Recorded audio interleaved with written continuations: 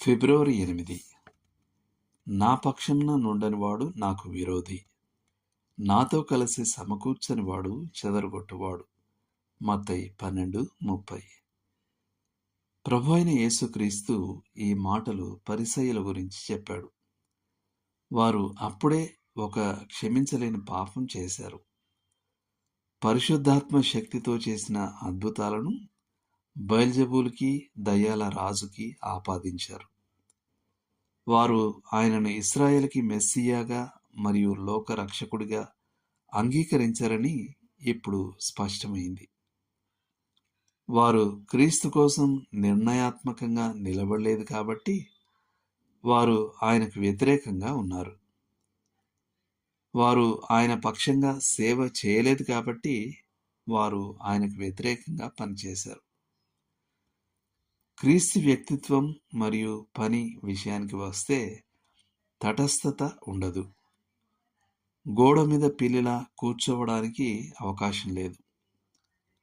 ఒక వ్యక్తి క్రీస్తు వైపైన ఉంటాడు, లేదా ఆయనకు వ్యతిరేకంగానైనా ఉంటాడు. తాను నిర్ణయించుకోలేనని చెప్పే ఎవరైనా ఇప్పటికే నిర్ణయించుకున్నారు. క్రీస్తుని గురించిన సత్యానికి వచ్చేసరికి రాజీ ఉండదు. బైబిల్ క్రైస్తవ్యంలో కొన్ని విషయాలలో సహేతుకమైన అభిప్రాయ భేదాలు ఉండవచ్చు, కానీ ఇది వాటిలో ఒకటి కాదు. A.W. టోజర్ మనకు గుర్తు చేసినట్టుగా కొన్ని విషయాలు రాజీ పడలేనివి.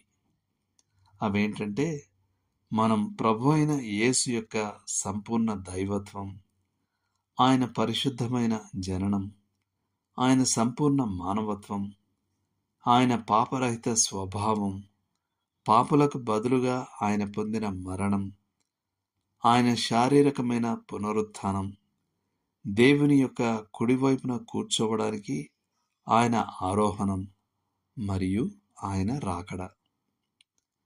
మనుషులు ఈ మూల సిద్ధాంతాలపై రాజీ పడడం మొదలుపెట్టినప్పుడు వారికి మిగిలేది కేవలం ఒక అసంపూర్ణ రక్షకుడు మాత్రమే.